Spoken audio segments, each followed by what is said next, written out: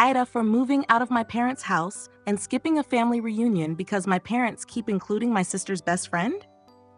I'm 17, my sister Lana is 15, and her best friend Meg is 15.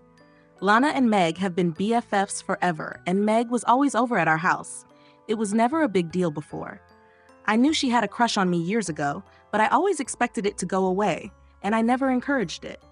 I came out when I was 13 too, so I figured Meg would realize she never stood a chance. I thought at least Lana would help her try to focus on someone else. But Meg's crush either came back or became fully realized a year ago, and she has been so over-the-top flirting with me and being inappropriate. I spoke to Lana, I spoke to my parents, and I even tried speaking to Meg. My parents told me she's a kid and it's a harmless crush. They dismissed the real concerns I had about how far Meg was willing to go. They told me it's normal for kids to go a little crazy over a crush, especially when their crush is so present in their lives. When I told them it made me uncomfortable, they said Meg is a part of the family and she's Lana's BFF and she'll always be welcome. I have found Meg in my room going through my stuff. She stole stuff out of my closet, she slept in my bed when I wasn't home one night, and she even came to me in the middle of the night when she was sleeping over, saying she got scared and wanted to climb into my bed. We have a pool in our yard, and Meg has tried to change in front of me before. She's tried touching me in ways I don't like and don't feel comfortable with.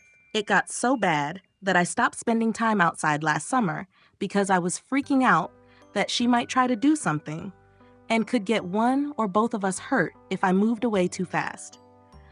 I had to start locking my bedroom door, but she'd still try to get in. She'd always insist on sitting next to me at lunch or dinner, and if she was included in a family movie night, she'd try to cuddle up to me. I avoided the couch for that reason, but even one of the chairs, she'd either sit on the arm or even suggest sitting on my lap, or she'd take the floor next to me. Nobody would ever tell her to stop except for me, and nobody had my back. She was like that in school too, and I got some help there. A couple of teachers stepped in and told her she couldn't harass me.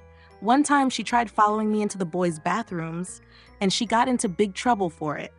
My parents and Lana were upset I got Meg into trouble over that. When they found out I was telling teachers everything, they acted like I was overreacting and being super harsh on poor Meg. It was after that I called my grandparents and told them what was happening, and they said I could move in with them. Since I was 17 and I knew my parents would resist, I just didn't tell them. They were angry and tried very hard to make me move back in. They gave up when I told them to fuck off. In not those exact words, but I did curse. Meg and Lana tried to visit my grandparents' house since I moved in. My grandparents stopped them at the door and told Lana she could visit them if she wants, but Meg is not welcome. Last weekend, my wider family had a family reunion at the lake house they all share. Meg was invited to keep Lana company, and when my grandparents and I heard that, we all skipped the reunion. I told them they could go, but they said someone needed to stand in my corner, and they were the ones to do it. When we didn't show up, my parents' anger got worse, and they accused me of taking this too far again.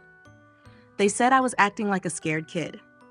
They told me to get over it, that Meg's only a kid, and that I moved out of my house and avoided my family over a 15-year-old girl with a crush.